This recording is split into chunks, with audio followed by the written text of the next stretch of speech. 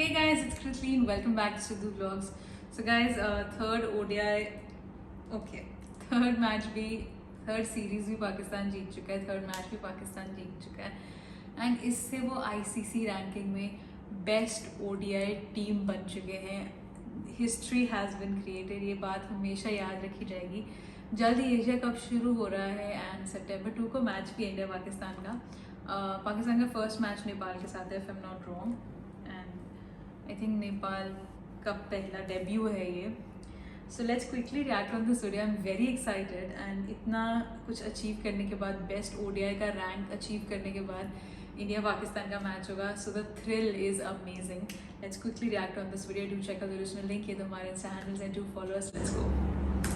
Third match हम जीत चुके हैं और सीरीज हम वाइट वॉश कर चुके हैं 3-0 से. और पता है ये जो जितनी भी सीरीज थी ना, इसके अंदर जो तीसरा मैच था उसके अंदर आके क्या पता चला कि सिर्फ एक ही डिफरेंस था अभी तक, और वो डिफरेंस था मेरा दोस्त फीमू अशरफ, जो कि पहले 2 मैचेस के अंदर नहीं था और वही ही सारा डिफरेंस लेके आया है. क्योंकि अभी भी उसके अंदर ये जो पिछले मैच में कौन था, सरदान था, कौन था जिसने मारे हमें बड़े, गुरबाज को ऐसे लेके गया. मेरा फीमू जो है वो ढीला आता है, पेट भी थोड़ा सा निकला हुआ था, लग रहा था कि गालिबन 6ठा महीना चल रहा है मेरे दोस्त का, लेकिन उस पर काम हो सकता है, उसको इग्नोर भी किया जा सकता है. अगर इसी तरह पोली बॉलिंग करके जो है वो आउट भी कर रहा होगा, तो उसने ये इस लड़के को तो वो लेके चला गया. उसके बाद दूसरी विकेट भी उसने ली थी, बाकी सब बॉलर्स होते हैं हमारे साइड पे हो गए थे, लेकिन मेरा दोस्त फीमू जो था ना, उसी ने आके की. और उसके सारा डिफरेंस जो था वो फीमू था. वो वहाँ से प्रिपरेशन करके आए थे, ये सारे गुड़बाज और ये जरदान वगैरह जो है ये प्रिपरेशन करके आए थे, शाहीन की, नसीम की. फीमू मेरा दोस्त जो है वो आउट ऑफ कोर्स क्वेश्चन बन के बाहर खड़ा हुआ था, और वो भी थोड़ा सा छोटी सी पेट की ना बम्पी निकाल के. खैर ये सीरीज विन के साथ हम बन चुके हैं दुनिया की नंबर 1 ODI टीम. और ऑल ऑफ अ सडन, जैसे मेरे ख्याल में पिछले एपिसोड के अंदर भी बात की थी कि अब सब लोगों को जो ना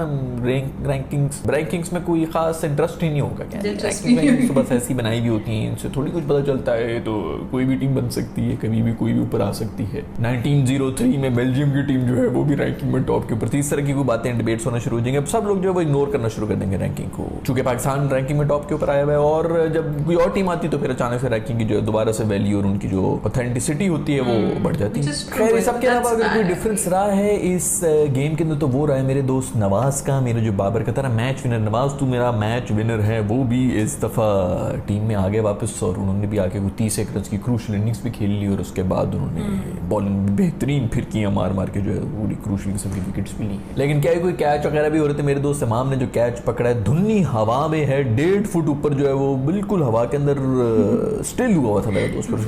खाता हुआ बॉल पकड़ रहा है, कैच. क्या बेहतरीन फील्डिंग. मतलब ये भी दिन आने थे कि हमने अपनी फील्डिंग के बारे में भी वीडियो के अंदर जिक्र करना था कि कितनी जबरदस्त फील्डिंग होना शुरू हो गई है. डायरेक्ट हिट्स भी लगना शुरू हो गई हैं, कैचेस भी सिस्टम के पकड़ना शुरू हो गए हैं. यार ये ना इस तरह की हरकतें मत करो. मैं मतलब हमारा ना मतली हो जाती है, उल्टी आ जाती है हमें. खैर इमाम की पिछले मैच में वीडियो है जिसके अंदर खूब जज्बाती हो गए थे लोगों ने, जो है वो खूब सराहा इसको, ये कहा कि हमारी ही जज्बात है जो कि इमाम निकाल रहा था. लेकिन एक और एंगल से देखा जाए तो इमाम की धोती भी खुल गई थी ये जज्बाती करते तौलिया बांधा होता है. यहाँ पे लौंडे मोटे ड्रेसिंग रूम में इसी तरह ही हो रहा होता है. ये तो शुक्र है कि इसने नीचे कच्ची उच्ची पहनी हुई थी, वरना कच्ची का भी रिवाज नहीं होता गोरों के अंदर, तो वो इसी तरह फिर रहे होते हैं, अजीब हरकतें कर रहे होते हैं. खैर तो दोस्त की धोती खुल गई, और यही होता है जब आप गुस्से में होते हैं तो यही होता है अक्सर का, जो है शलवार वगैरह और ये शर्ट वर्ट जो उतर जाती है इंसान की, मरने में इसी तरह होता है इनके अंदर तो. लेकिन सबसे जो खुशी की बात है वो ये है कि मेरे दोस्त शिरडी का रिदम वापस आ गया है. बैटिंग के अंदर उसने पहले मैच के अंदर बड़ी क्रूशल को 20-30 रन बनाए थे एंड में आके, और सेकंड मैच में पता है कि उसी की वजह से हम लोग जिस पोजीशन में भी आए एंड में एज वैज निकल गए. हम चौका तो लग गया, लेकिन सारा का सारा मैच बनाया शादाब नहीं था. मैंने तो मैच भी इनफैक्ट उसी को मिला. आज फिर वो बॉलिंग में भी अच्छी बॉलिंग भी कर रहा था,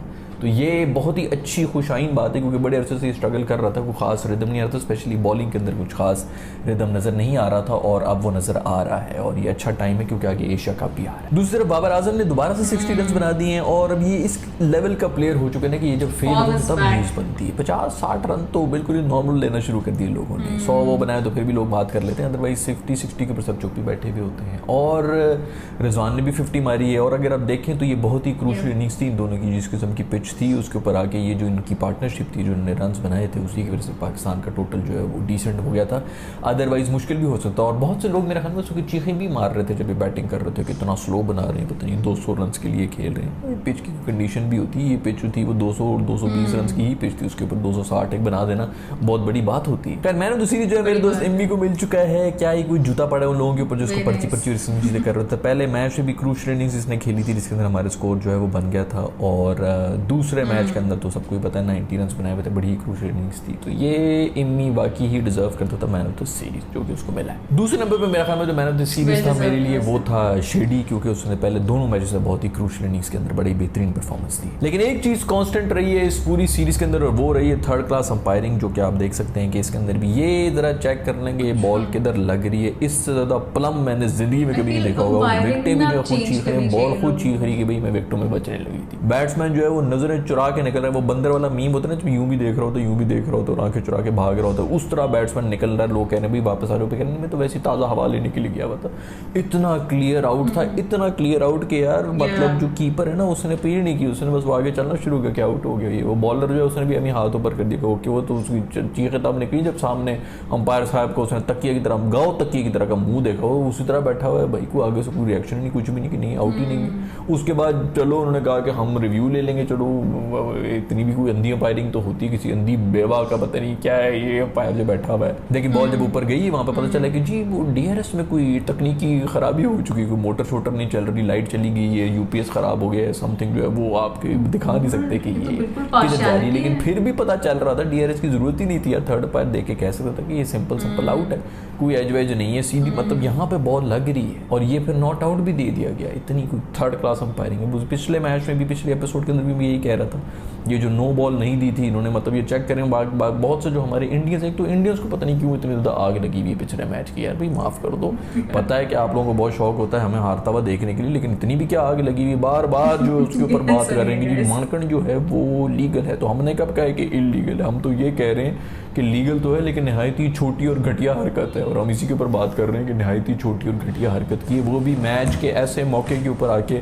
जहाँ पे पता है कि सबसे इंपॉर्टेंट क्रूशल विकेट ही एक बंदे की और आप उसको मानकड़ कर रहे हो, तो आप तभी कहेंगे कि यार नहायत ही घटिया हरकत की है। इस तरह की भी कोई कंपैरिजन आ रहे हैं जिसके अंदर वो ये करेंगे कोहली साहब जो हैं वो देखो ये आखिरी ओवर के अंदर भी पूरी तरह क्रीज के अंदर बैठे। देखो पहले तो मैं आपको एक बात बता दूं, कोहली को मेरा पैगाम दे देना दोस्तों कि पाकिस्तान से खेलते हुए ना इस किस्म की फिक्र ही ना किया करे, खुल के बाहर निकले। हम इस किस्म की छोटी हरकतें करेंगे नहीं, ये बड़े दिल वालों के काम होते हैं, आप बेफिक्र रहें, आप बिल्कुल खुल के बाहर जाएं।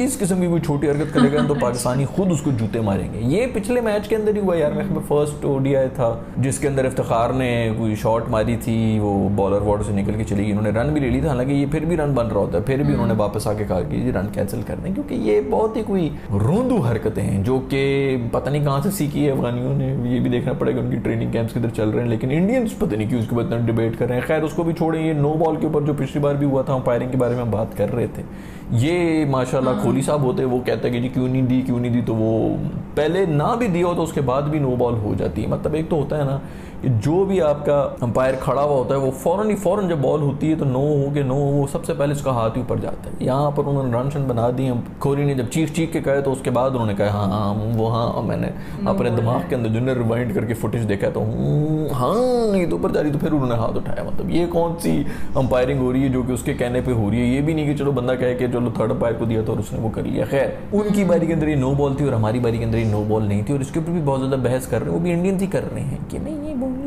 बॉल जो थी वो नीचे से किसी ने ऊपर फेंकी हुई है, मतलब उसकी टखनों पर बैठ के बैट्समैन उछालती हुई है। जो भी वो थर्ड क्लास अंपायरिंग एक दफा फिर की है, ये आईसीसी को तो इसके ऊपर लेना चाहिए कोई नोटिस वगैरह कह रही है। इस किस्म के आगे क्रूशल मैचेस होते हैं उसके अंदर भी अगर इसी किस्म की हो रही होगी, ये चुप करके गंदी अंपायरिंग करके निकल भी जाते हैं नीमी नीम होकर। ये तो खैर अब इसके ऊपर और बंदा क्या करे कि डीआरएस भी काम नहीं कर रहा है, उससे पहले भी जो नो बॉल थी उसके ऊपर भी यही होना चाहिए कि कम से कम जो बैटिंग टीम है वो रिव्यू तो ले सकती थी, और आप देख रहे हैं जिस तरह आईपीएल के ऊपर हो रहा था। बट खैर चलो रात गई बात गई, अब इस बारे में कौन बात करेगा। लेकिन यहाँ पे भी मैच फिक्सिंग के एलिगेशंस होने चाहिए कि अंपायर किसकी तरफ लगे। वो हुआ जब भाई साहब का ये आउट नहीं दिया था तो उसके बाद तो ये पागल हो गए थे, उन्होंने तो ऐसे छक्के वक्के मारना शुरू किए। ये लोग पूरे जो है उनको पता था कि बस दूसरी जिंदगी मिल गई, मौत को इतना करीब से छू के जो है वापस आ गया था, वो तो फियर ही कोई नहीं था। छक्के मार के हमारे बॉलरों की बुरी हालत की हुई थी एंड के ऊपर आके। खैर इस पूरी सीरीज के अंदर अगर कोई चीज़ थोड़ी सी अलार्मिंग लगी है तो वो फखर जमान की फॉर्म लगी है, थोड़े से रस्टी लगे, और ये बहुत ही अलार्मिंग है क्योंकि आगे एशिया कप आ रहा है और फिर उसके बाद वर्ल्ड कप भी आ रहा है। ओडीआई के हमारे टॉप रैंक के प्लेयर हैं, तो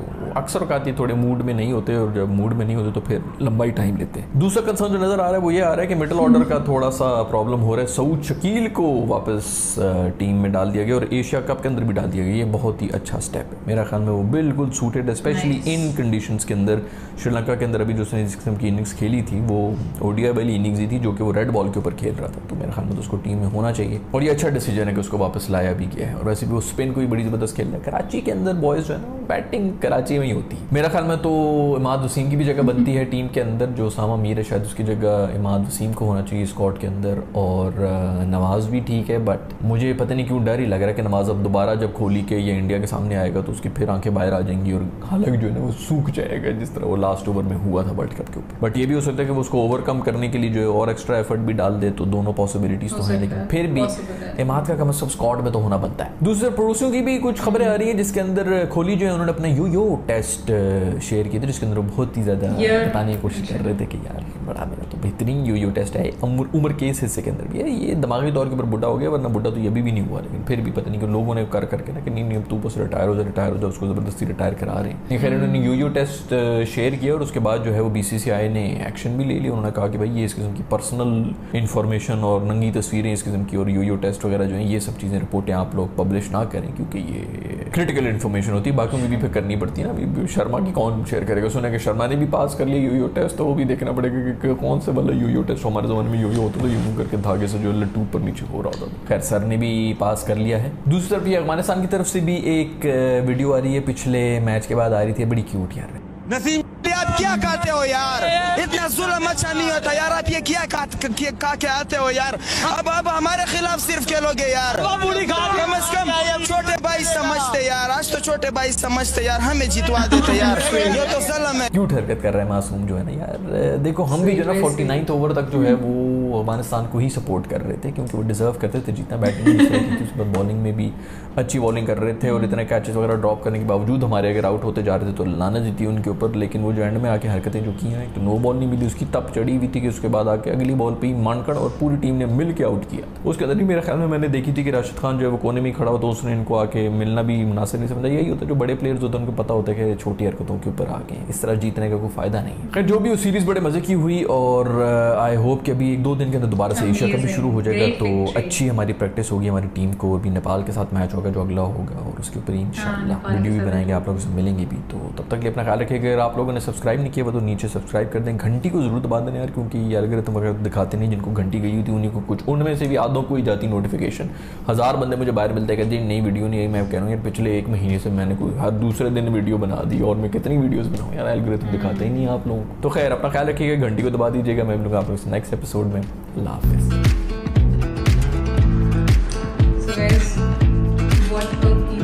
वीडियो एंड क्या कितनी विक्ट्री, कितनी अच्छी विक्ट्री, कितनी अच्छी न्यूज़ है।